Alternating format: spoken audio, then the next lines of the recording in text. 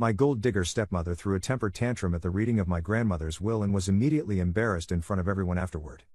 The conference room at Hartley and Associates smelled like old leather and fresh coffee, two scents that would forever remind me of the worst and best day of my life. I adjusted my tie for the third time in as many minutes, watching the door while pretending not to. My younger sister Megan sat beside me, her fingers wrapped around a tissue she hadn't used yet but clearly anticipated needing. "She's going to make a scene," Megan whispered, leaning close enough that only I could hear. "You know she will." I didn't respond because I didn't need to. We both knew exactly what was coming. Our grandmother, Eleanor Whitmore, had passed away 17 days earlier at the age of 83. She'd been sharp as a tack until the very end, the kind of woman who could recite poetry from memory, calculate tip percentages faster than any smartphone, and see through deception like it was made of cellophane. That last quality was the one that mattered most today. She had lived in the same Victorian house for 56 years, raised two sons within its walls, buried a husband and then a daughter-in-law, and somehow managed to maintain her grace and humor through all of it. When I was a child, her house was my favorite place in the world. It smelled like lavender and old books and whatever was baking in the kitchen. Every room held secrets and treasures, a music box in the parlor that played For Elise, a collection of snow globes from cities she'd visited in her youth, a basement full of photo albums documenting a century of family history. In recent years, as her health had declined, my visits had become more frequent. Sunday dinners at first, then Wednesday lunches when I could manage them, then any excuse I could find to spend time in her presence. Megan came even more often, sometimes spending entire weekends helping with household projects or simply keeping grandma company. We both understood, without ever saying it directly, that our time with her was limited. We wanted to collect as many moments as we could. The door opened, and my father walked in with his wife of 6 years, Vanessa. I should tell you about Vanessa. Not because I enjoy it, but because you need to understand what we were dealing with. She was 47, which put her 12 years younger than my father and only 9 years older than me. She had honey blonde hair that she touched up every 3 weeks at a salon that charged more per appointment than some people's car payments. Her nails were always perfect, never chipped, always some shade of tasteful neutral. Her clothes were always expensive, designer labels worn with studied casualness as if she couldn't possibly care about such things while simultaneously ensuring everyone noticed them. And her ability to appear sweet and accommodating in public while being calculating and cold in private was something I'd never seen matched. The first time I met her, 6 months after my mother's death, she was all warmth and sympathy. She held my father's hand at a charity event for his company and told me how sorry she was for my loss, how much she admired the way our family was holding together, how she hoped she could be a source of support during such a difficult time. I remember thinking she seemed genuine. I remember wanting to believe that my father had found someone kind. The cracks appeared gradually. Small moments that seemed insignificant in isolation but accumulated into a pattern I couldn't ignore. The way she'd subtly redirect conversations away from my mother's memory. The comments about how the house needed updating, meaning the removal of anything that reminded my father of his previous life. The increasingly obvious priority she placed on expensive gifts and luxury vacations over family gatherings and established traditions. My father, Richard Whitmore, had married her 2 years after my mother's death. Mom had battled ovarian cancer for 18 months before losing the fight, and Dad had been a wreck afterward. He stopped eating properly, stopped exercising, stopped doing any of the things that had once brought him joy. His grief was a physical thing, visible in the stoop of his shoulders and the hollowness around his eyes. Vanessa had swooped in during this vulnerable period, playing the role of supportive friend before transitioning smoothly into something more. By the time Megan and I realized what was happening, it was too late. They were engaged, and our objections were dismissed as children being unable to accept a new maternal figure. We weren't children. I was 29 when they married, Megan was 26. We simply saw what our father couldn't, or wouldn't. Grandma Eleanor, however, saw everything. "Marcus, Megan." My father nodded at us as he took a seat across the long conference table. His face showed the strain of the past few weeks, lines carved deeper around his eyes and mouth. I felt a pang of sympathy despite everything, because losing Eleanor had hit him hard. She was his mother, after all, and whatever his faults in choosing a second wife, his grief was genuine. Vanessa settled into the chair beside him, crossing her legs and smoothing her black dress in a way that seemed rehearsed. She wore a string of pearls that I recognized as belonging to my grandmother, taken from the house 3 days after the funeral when she'd insisted on helping sort through personal effects. Megan's hand found mine under the table and squeezed. "Is everyone here?" Vanessa asked, glancing around with an expression of practiced patience. "I hope this won't take long. Richard and I have dinner reservations at 7. I didn't trust myself to respond to that. The door opened again, and 2 more people entered. The first was my Uncle Thomas, Eleanor's younger son, who lived in Portland and made the trip back for the funeral and again for this reading. He was a quiet man, a professor of environmental science at a small college, the kind of person who preferred trees to people and made no apologies for it. Behind him came a woman I didn't recognize, middle-aged with graying brown hair and a nervous demeanor, clutching a worn leather bag to her chest. "This is Patricia Mendez," Uncle Thomas said, gesturing to the woman. "She was Mom's housekeeper for the last 8 years." Patricia gave a small wave, clearly uncomfortable being the center of attention. I remembered her from countless visits to Grandma's house, always busy with some task or another, always quiet and efficient and kind. She'd made me sandwiches when I visited during lunch hours. She'd helped Grandma wrap Christmas presents. She'd been a constant, dependable presence in the background of our family gatherings for nearly a decade. "I didn't realize the help was included in these proceedings," Vanessa said, her voice dripping with false pleasantness. Patricia's face flushed, and she looked ready to bolt. Thomas put a hand on her shoulder. "Mother specifically requested her presence. I suggest you take that up with the attorney if you have concerns." Before Vanessa could respond, the door at the far end of the conference room opened, and Walter Hartley entered. He was 72 years old and had been Eleanor's attorney for over 4 decades. He moved slowly but deliberately, carrying a leather briefcase that looked older than I was. His face betrayed nothing as he took his seat at the head of the table. "Thank you all for coming," he began, withdrawing a thick envelope from the briefcase. "Eleanor was very specific about how she wanted this reading conducted, so I'll ask that everyone hold their questions until the end." Vanessa shifted in her seat, and I caught the ghost of a smile on her lips. She thought she knew what was coming. We all thought we knew what was coming. Eleanor's estate was substantial, the result of smart investments, a successful career as an architect, and the sale of several commercial properties over the years. The house alone, a 5-bedroom Victorian in the historic district, was worth well over $2 million. Walter cleared his throat and began reading. The first portion was standard, the preamble that attorneys always include about sound mind and body, the declaration that this document superseded all previous wills and codicils. Vanessa crossed and uncrossed her legs, her impatience barely concealed beneath a mask of solemn attentiveness. I watched her from the corner of my eye, cataloging every tell, every subtle shift in her demeanor. Then came the personal bequests. Thomas received a collection of first-edition books that had been in the family for generations, volumes of Hemingway and Fitzgerald and Steinbeck that our grandfather had collected before his death, along with $50,000. Thomas nodded quietly, his eyes distant, clearly thinking about the hours he'd spent as a boy reading in Grandma's library. Patricia, the housekeeper, received $75,000, enough to pay off her mortgage, she later told me, plus the contents of the guest bedroom she'd always admired, including an antique vanity that Eleanor knew she loved. The vanity had been in that room for decades, a beautiful piece with an ornate mirror and delicate carved details. Patricia had once mentioned to Grandma how much it reminded her of her own grandmother's vanity in El Salvador, lost when her family emigrated in the 1980s. When Patricia's name was read, Vanessa made a small sound of disbelief. Her eyebrows rose fractionally, and she exchanged a glance with my father that seemed to communicate something along the lines of $75,000 to the cleaning lady. My father placed a hand on her arm, but she shook it off with barely concealed irritation. Walter continued without acknowledging the interruption. "Megan received our grandmother's jewelry collection, a significant inheritance that included pieces dating back 4 generations, along with $100,000. The jewelry alone was worth considerably more than that, I knew, with pieces acquired during the family's prosperous years in the early 20th century. There was a sapphire ring that had belonged to our great-great-grandmother, a diamond bracelet purchased to celebrate Grandma's 30th wedding anniversary, pearl earrings and gold chains and brooches set with stones I couldn't identify.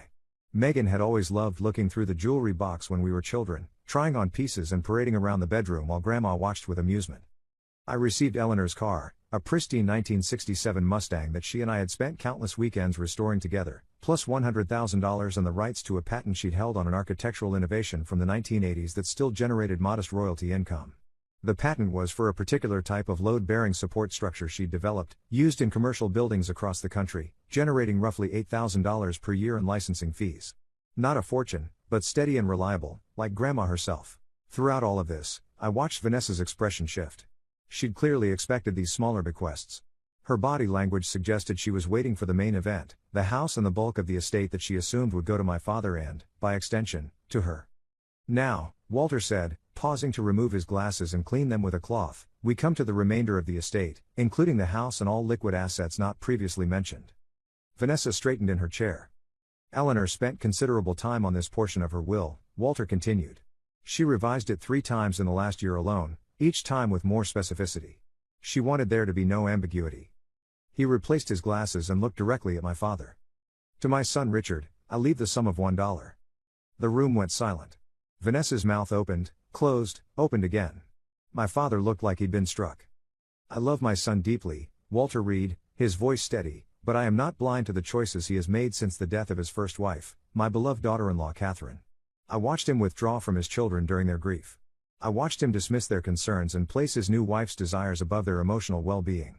I have watched, with growing dismay, as the man he was has been eroded by the influence of someone who values his assets far more than his character. Vanessa stood up so quickly her chair scraped against the floor with a sound like a small scream. This is absurd. She was clearly not in her right mind. Richard, we need to leave. We need to call our attorney immediately. Mrs. Whitmore, Walter said calmly, I must ask you to remain seated until the reading is complete. I will not sit here and listen to a dead woman insult me. This is defamation. This is slander. I'll sue this estate for everything it's worth. Walter's expression didn't change. He'd clearly dealt with reactions like this before, probably many times over his long career. Defamation requires a false statement of fact. Slander requires spoken words. I would advise consulting with an attorney about the definitions before making such threats. Additionally, everything in this document has been thoroughly documented and verified. Your legal exposure is considerably more significant than the estate's. Vanessa. My father's voice was hoarse. Please. Something in his tone made her pause. She looked at him, really looked at him, and whatever she saw there made her slowly lower herself back into her seat. Her face had gone pale beneath her carefully applied makeup, and I could see the calculations happening behind her eyes. The realization that she had overplayed her hand. The understanding that the narrative she'd constructed was collapsing around her. Walter waited a full 30 seconds before continuing. To my daughter-in-law Vanessa Whitmore, I leave the following items. He pulled a smaller envelope from within the larger one. A detailed accounting of every suspicious financial transaction I have documented over the past 6 years, including 3 wire transfers to an account in her maiden name that were made without my son's knowledge, totaling approximately $94,000. I leave this information to Vanessa directly so that she may explain it to Richard herself, rather than learning of my discovery through his attorneys. The room had become so quiet I could hear the blood rushing in my ears. I also leave to Vanessa the pearl necklace she is currently wearing, which she removed from my home without permission 4 days ago. She may keep it. I want her to have something to remember me by. Vanessa's hand went to her throat, to the pearls resting there. I watched her fingers brush against the smooth spheres, watched her face cycle through shock, denial, and finally a deep, blotchy red of humiliation. She had worn those pearls today thinking they were already hers, a trophy claimed before the official distribution of assets. She had dressed for this meeting intending to project confidence and entitlement. Instead, she had walked into a trap, marking herself publicly as exactly the kind of person my grandmother's letter described. Megan squeezed my hand so hard I thought she might break my fingers. I squeezed back. The remainder of my estate, Walter Reed, his voice never wavering, including the house, all furnishings not otherwise bequeathed, and all remaining liquid assets totaling approximately $3.7 million, I leave in equal shares to my grandchildren, Marcus and Megan Whitmore. They have conducted themselves with integrity and grace during an extraordinarily difficult period. They have maintained their honesty and their love for their family despite pressure to accommodate falsehood. They are the best of their mother, and I am proud to have watched them grow into the people they have become. Megan was crying now, silent tears streaming down her face. I put my arm around her shoulders and tried to process what had just happened. There is one final addendum, Walter said. Eleanor asked that I read this last portion aloud, in full, to ensure there was no misunderstanding. He cleared his throat. To anyone who believes this will reflect bitterness or spite, I offer the following clarification. I am not a bitter woman. I am simply a woman who has spent 83 years watching people carefully, and I have learned to trust what I see rather than what I am told. My son made his choices. I pray he will someday understand them. My grandchildren made their choices too, choices to remain honest, to speak truth even when it was unwelcome, to preserve their integrity when it would have been easier to capitulate. I reward what I have witnessed. That is all. Walter set down the document. That concludes the reading. Vanessa stood again, more slowly this time. Her composure had cracked completely, revealing something raw and ugly beneath. You. She pointed at me, her finger trembling. You did this. You turned her against us. I didn't turn anyone against anyone, I said, keeping my voice level. Grandma made her own observations. She was a senile old woman who was easily manipulated by her grandchildren's sob stories. Vanessa. My father's voice was sharp now, sharper than I'd heard it in years. Enough. Enough? Richard, she just humiliated us in front of everyone. She left you $1. $1. And maybe I should ask myself why, my father said quietly. That stopped her cold. She stared at him like she was seeing a stranger. The wire transfers, he continued, his voice gaining strength. $94,000. In your maiden name. I can explain that. I'm sure you can. I'm sure you have a very convincing explanation ready. You always do. He stood, and I saw something shift in his posture, something that reminded me of the man he'd been before grief and loneliness had made him vulnerable. I think I'd like to hear that explanation from someone other than you. My mother's attorneys, perhaps. Vanessa's face twisted. You're going to believe a dead woman over your own wife? I'm going to investigate claims made by my mother, who never lied to me in my entire life. He looked at her with an expression I couldn't quite read. You could have denied it outright, you know. You could have acted shocked and horrified at the accusation. Instead, you said you could explain it. That tells me everything I need to know. He turned to Walter. I assume these documents she mentioned are available? Walter nodded. Eleanor prepared a comprehensive file. I can provide you with a copy, along with recommendations for a forensic accountant if you'd like a professional review. I would. Thank you. Vanessa grabbed his arm. Richard, please. We need to discuss this privately. He looked at her hand on his sleeve, then back at her face. We will. With my attorney present. He removed her hand, gently but firmly. I'll be staying at the Marriott tonight. I'll have someone from my office send your things. The sound that came from Vanessa was something between a gasp and a growl. She looked around the room, at Thomas who was watching with undisguised satisfaction, at Patricia who was clutching her bag and trying to be invisible, at Megan who was still crying but now with something like relief mixed with the grief, at me. This isn't over, she said, her voice low and venomous. Actually, Walter interjected, from a legal standpoint, it very much is. Mrs. Whitmore's will has been notarized, witnessed by 2 independent parties, and reviewed by a medical professional who certified her mental competency. Any contest would be expensive, time-consuming, and almost certainly unsuccessful. Additionally, challenging the will would trigger a clause that reduces any potential inheritance to the challenger to 0, though in this case, that's rather a moot point. Vanessa stared at him, then at the rest of us, her eyes moving from face to face as if searching for an ally and finding none. Thomas met her gaze steadily, his arms crossed. Patricia had shrunk into her chair, clearly wishing she could disappear. Megan was looking at her hands, still processing everything that had happened. I just waited. You think this is over, Vanessa said, her voice low and trembling with barely contained rage. You think you've won something here today. But I know things about this family. I know secrets that would curdle your blood. Then share them, Thomas said calmly. We're all here. We're listening. She opened her mouth, closed it, opened it again. Whatever secrets she thought she possessed, they apparently weren't compelling enough to voice in a room full of people who had just witnessed her humiliation. I'll contest this, she said finally. I'll take this to court and I'll prove that woman was manipulated by her scheming grandchildren. Walter sighed, the sound of a man who had heard such threats countless times over his long career. Mrs. Whitmore, I mentioned this before, but I'll say it again for clarity. Any attempt to contest this will would require you to demonstrate either undue influence or lack of mental capacity. Eleanor anticipated such attempts and took extensive precautions. She was evaluated by 2 independent physicians in the months before her death, both of whom certified her mental acuity. She consulted with me regularly, always alone, and her instructions were consistent and clear over the course of more than a year of revisions. She documented her reasoning in personal journals that will be made available to any court that wishes to review them. And perhaps most significantly, the in terrorem clause I mentioned means that any unsuccessful contest will result in the complete forfeiture of any inheritance. Which, in your case, would mean losing the information about your financial misconduct, though I suspect that ship has already sailed. Vanessa turned and walked out of the conference room. The door slammed behind her hard enough to rattle the windows. Nobody spoke for a long moment. Then my father sat back down, put his head in his hands, and began to cry. Update, 3 weeks later. I've been asked for an update on what happened after the will reading, and since so many people have reached out with support and questions, I figured I owed everyone the full story. The 3 weeks since that afternoon in the conference room have been among the strangest of my life. Things moved quickly, then slowly, then quickly again in ways I never could have predicted. Let me start with my father. Richard Whitmore spent 2 nights at the Marriott before moving into a furnished apartment near his office. He filed for divorce on day 4. I remember receiving the text message from him that morning, just 3 words, I filed today. I stared at those words for a long time before responding, trying to find the right thing to say. I eventually settled on I'm here if you need anything, which felt inadequate but was at least honest.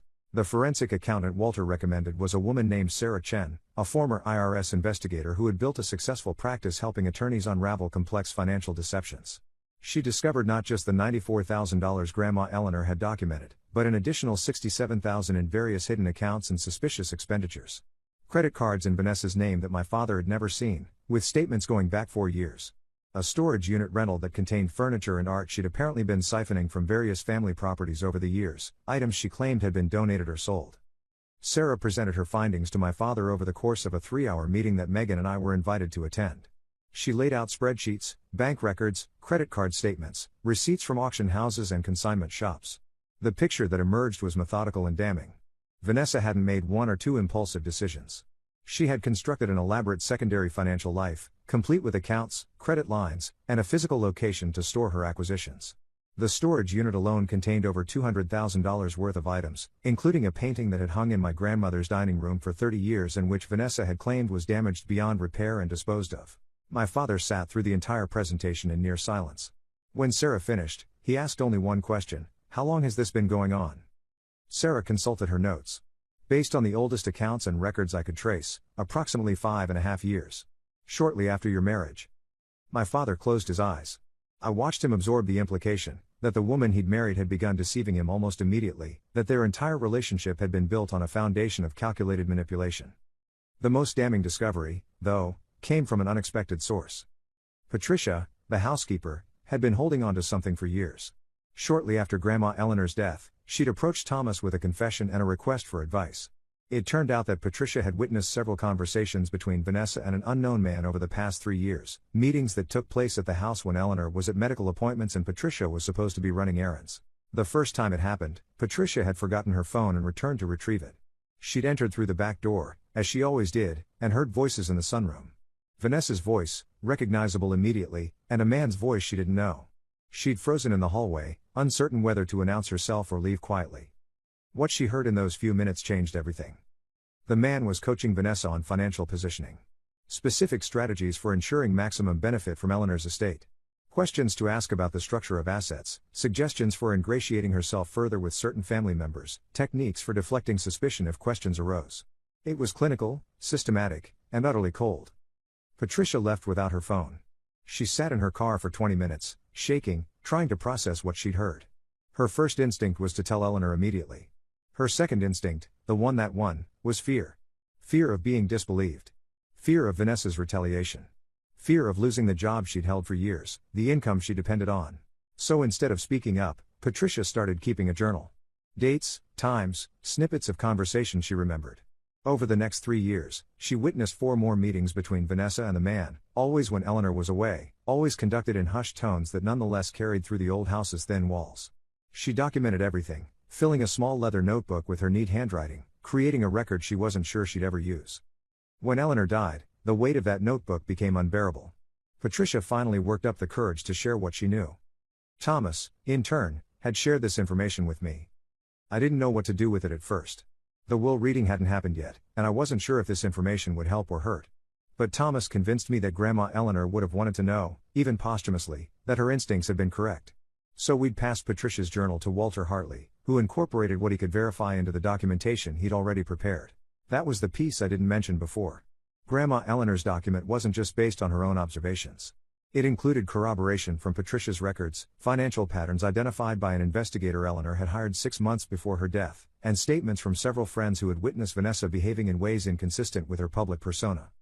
My grandmother had been building her case for over a year. She wanted to make sure there was no room for doubt, no opening for Vanessa to spin her way out of accountability. When Patricia learned about the full contents of the will, she cried for 20 minutes straight.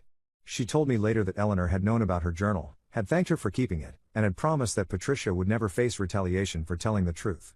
The bequest to Patricia wasn't just gratitude for years of service. It was Eleanor's way of ensuring Patricia would be financially secure enough to never feel trapped by fear again. As for Vanessa herself, the divorce proceedings have been contentious but one-sided. Her prenuptial agreement, which she'd signed with confidence 6 years ago, included an infidelity clause that my father's attorneys argued applied to financial infidelity as well. The hidden accounts, the siphoned assets, the secret consultations on how to maximize her inheritance, all of it painted a picture of systematic betrayal that even Vanessa's expensive lawyer couldn't spin into something sympathetic. She's contesting the interpretation, of course.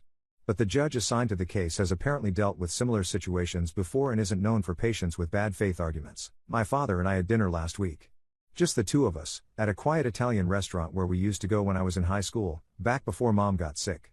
The restaurant hadn't changed much in the intervening years, same red checkered tablecloths, same candles and wine bottles crusted with years of melted wax, same elderly waiter who remembered my father from 2 decades ago and asked about the beautiful wife before catching himself and apologizing profusely. My father ordered a bottle of wine and poured 2 glasses. He looked older than I remembered him looking even a month ago, with new lines around his eyes and a grayness to his complexion that spoke of sleepless nights. But there was something clearer in his eyes too, like a fog was lifting. "I owe you an apology," he said, somewhere between the appetizer and the main course. I set down my fork. "Dad, you don't need to apologize." "I do." He stared at his wine glass, rotating it slowly on the tablecloth. "You and Megan tried to warn me. Multiple times. And I dismissed you because it was easier than facing the truth. I told myself you were jealous, that you couldn't accept me moving on, that you were being unfair to someone who genuinely cared about me. You were grieving. People make mistakes when they're grieving." "That's generous." "Too generous, maybe." He was quiet for a moment, the sounds of the restaurant filling the silence between us. "Your grandmother tried to talk to me too, you know. About 2 years in. She sat me down in her living room and told me she had concerns about Vanessa's character. I got angry with her. Told her she was being judgmental and unfair. I didn't speak to her for almost a month afterward. I hadn't known that. The revelation hit me harder than I expected, adding another layer to my understanding of those years. She never brought it up again. Never said I told you so, never pushed the issue. She just quietly started watching, documenting, preparing for the day when the truth would be undeniable. And instead of confronting me with it while she was alive, she chose to make sure I'd learn it in a way I couldn't dismiss or explain away." "That sounds like Grandma." He almost smiled, a ghost of the expression he used to wear so easily. "It does, doesn't it? She was always 3 steps ahead of everyone else. I used to think that was frustrating. Now I understand it was a form of love. She knew I wasn't ready to hear it from her directly. She knew I'd dig in, defend Vanessa, possibly damage our relationship beyond repair. So she found another way. We finished dinner without talking about Vanessa again. We talked about Megan's new job, about the old Mustang I was having detailed, about memories of Mom and Grandma and better times. When we said goodbye in the parking lot, he hugged me for the first time in years. A real hug, not the perfunctory back pat he defaulted to somewhere along the way. There's a long road ahead for our family. Trust isn't rebuilt in weeks or months. But for the first time in 6 years, it feels like rebuilding might actually be possible." Megan moved into Grandma's house. We discussed it at length, she and I, over several evenings of takeout and careful conversation. The question of what to do with the property had loomed over us since the will reading. Selling felt wrong, like abandoning something precious. Renting to strangers felt almost as bad, the thought of unknown people living in those rooms, cooking in that kitchen, walking on those hardwood floors Grandma had refinished herself 30 years ago. Ultimately we decided that one of us living there made more sense than any other option. Megan had always loved that house more than I did, had spent more weekends there as an adult, had helped Grandma with her garden and her holiday decorations and her endless home improvement projects. When she was going through her divorce 3 years ago, she'd spent 2 months in the guest bedroom, healing in the quiet safety of Grandma's presence. The house had been a sanctuary for her in a way it had never quite been for me. It felt right that she should be the one to carry it forward. The transition wasn't entirely smooth.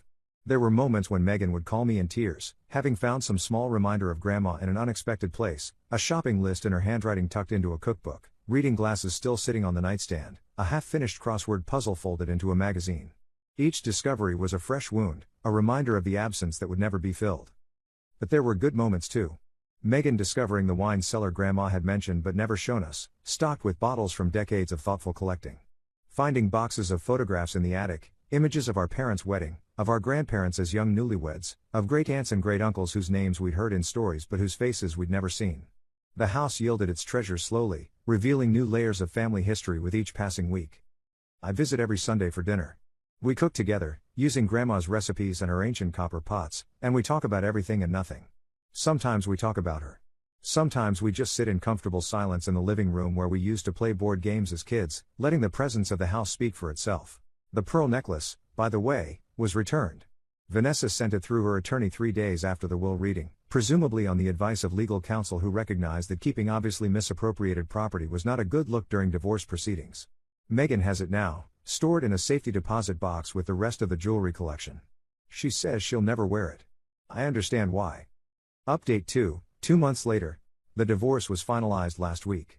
I know a lot of you have been asking for updates, and since this chapter is finally closing, it seemed like a good time to share where everything landed. The proceedings took longer than anyone anticipated. Vanessa's attorney, a sharp-dressed man named Gerald Patterson who specialized in high-asset divorces, fought every point with tenacity that would have been admirable in a better cause. He argued that the prenuptial agreement was signed under duress. He claimed that my grandmother's documented evidence was obtained illegally and should be inadmissible. He suggested that Patricia's journal was fabricated after the fact. Each argument was dismantled methodically by my father's legal team, but the process consumed weeks and generated legal fees that I'm sure both sides found exhausting. In the end, Vanessa walked away with significantly less than she'd anticipated when she married my father.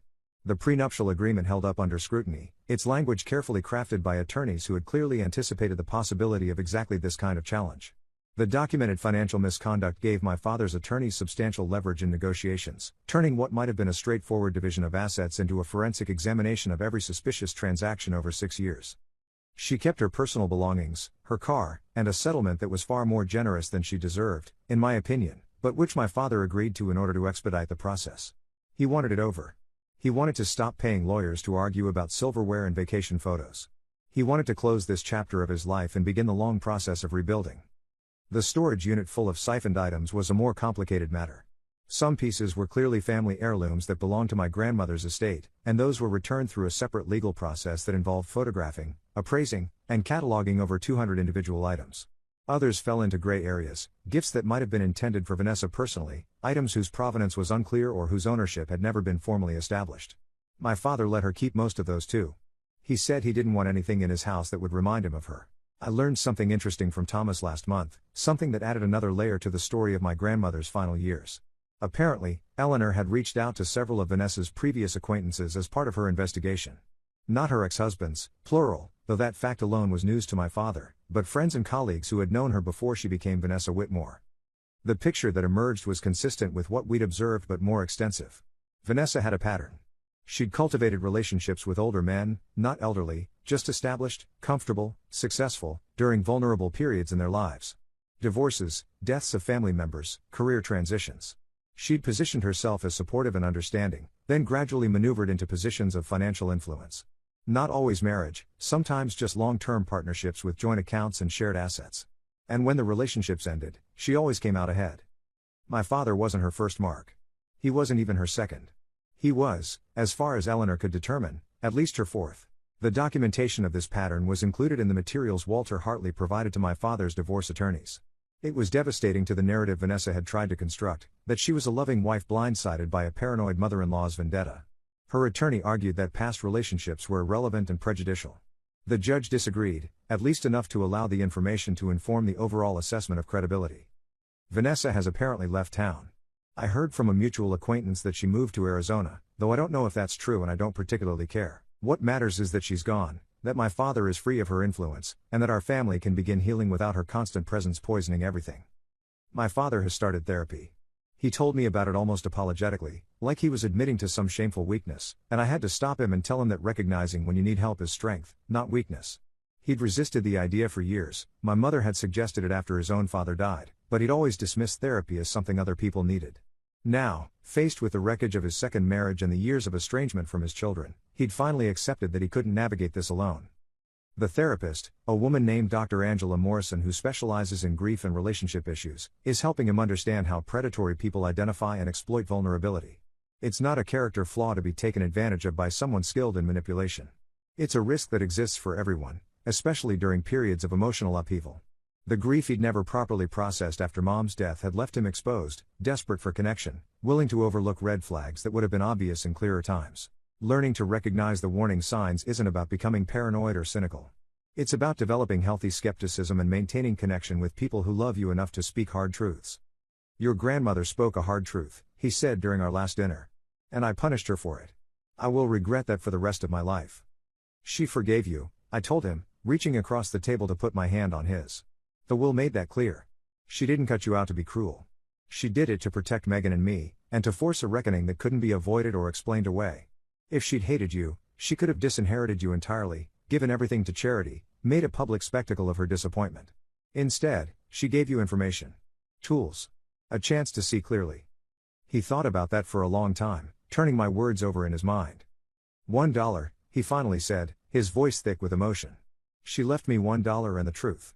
Looking back, I think the truth was worth more than any inheritance could have been. Megan is thriving in the house. She's repainted 2 of the bedrooms, choosing colors that honor the Victorian architecture while bringing in more light. The master bedroom is now a soft sage green, the guest room a warm cream that makes the antique furniture glow. She's planted a vegetable garden in the backyard, in the same plot where Grandma used to grow tomatoes and herbs, and the first sprouts are just beginning to push through the soil. She's adopted a gray tabby cat she named Eleanor. In a moment of sentimentality I pretended to roll my eyes at but secretly found touching. The cat has claimed the sunny spot on the living room windowsill as her own, curling up in the exact place where Grandma used to sit with her morning coffee.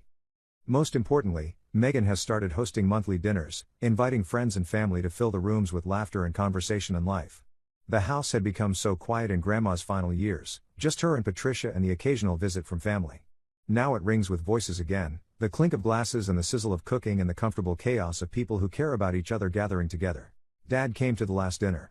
It was the first time he'd been back to Grandma's house since before Vanessa entered our lives. He'd avoided the property for years, always finding excuses when holiday gatherings were proposed, always suggesting restaurants or his own home as alternatives. Vanessa had claimed to find the old Victorian drafty and uncomfortable, and he'd accommodated her preferences without question. Standing in the foyer for the first time in over 6 years, he looked around with an expression I couldn't quite read. Taking in the familiar spaces, the staircase he'd climbed thousands of times as a child, the coat rack where his father's hat had hung until the day he died, the mirror where his mother had checked her appearance before every outing for 60 years. The house held so many memories, layers upon layers of family history embedded in every room. Then he walked to the fireplace in the living room, where a photograph of Grandma Eleanor had been placed in a silver frame, and he stood there in silence for several minutes. I watched from the doorway, giving him space, watching his shoulders rise and fall with slow, deliberate breaths. When he turned around, his eyes were wet, but he was smiling. "She would have loved this," he said, his voice rough but steady. "All of us here together. Food cooking in her kitchen. The house full of people. This is what she always wanted, you know. Family. Connection. People gathered around her table, sharing meals and stories and life." Megan hugged him. Then I hugged him. Then Thomas, who had driven down from Portland specifically for this dinner, joined the embrace. We stood there, the four of us, in the house that Eleanor had loved, arms wrapped around each other, holding on as if afraid to let go. For the first time in years, it felt like we were a family again.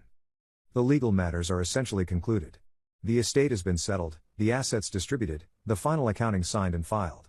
There will be tax implications to work through over the next year, and Megan and I have engaged a financial advisor named Robert Huang to help us manage our inheritances responsibly. He came highly recommended by Walter Hartley, another connection from Grandma's extensive network of trusted professionals. Neither of us plans to do anything dramatic with the money. It will sit in diversified investments, grow slowly, provide security for the future. Megan has mentioned possibly going back to school for a graduate degree she'd always wanted but couldn't afford. I'm thinking about starting a scholarship fund in Grandma's name, something for aspiring architects from underrepresented backgrounds. Those are conversations for later, though. For now, we're just grateful to have a breathing room, to not worry about unexpected expenses or medical emergencies or the 1,000 small crises that can derail people without financial cushions. That's what Grandma would have wanted. Security. Opportunity. Freedom to make choices based on values rather than desperation. I still drive the Mustang every weekend. The car has become my church, my meditation, my connection to something larger than myself. Sometimes I take it to the car wash where Grandma and I used to go, the one with the ancient vacuum stations and the attendant who always gave her a discount because she reminded him of his own grandmother.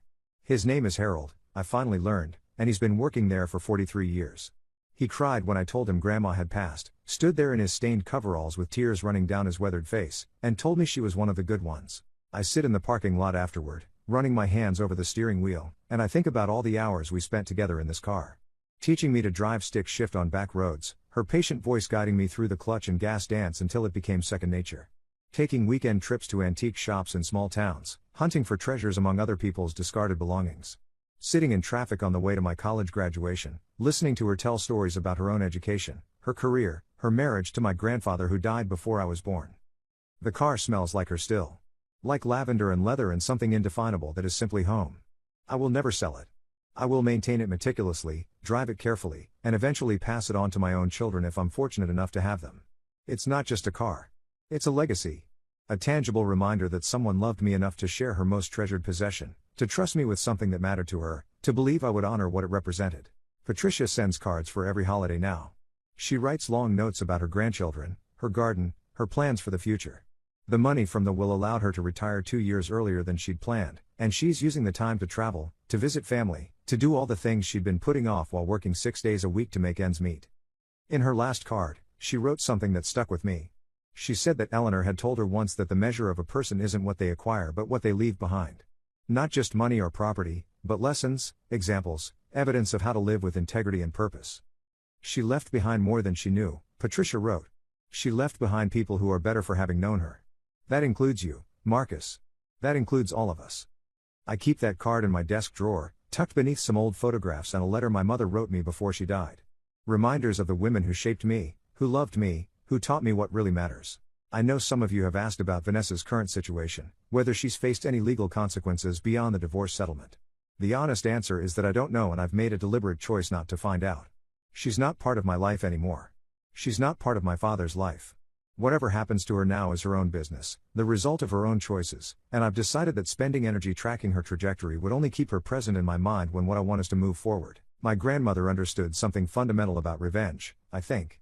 Real revenge isn't about destroying your enemies. It's about protecting what matters and letting the truth speak for itself. Eleanor didn't humiliate Vanessa for the satisfaction of watching her squirm. She did it because transparency was the only way to break the spell, to force everyone in that room to see clearly what had been hidden for years.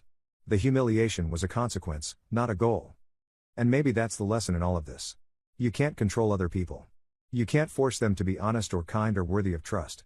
All you can do is live your own life with integrity, document the truth when you witness deception, and trust that eventually reality will assert itself.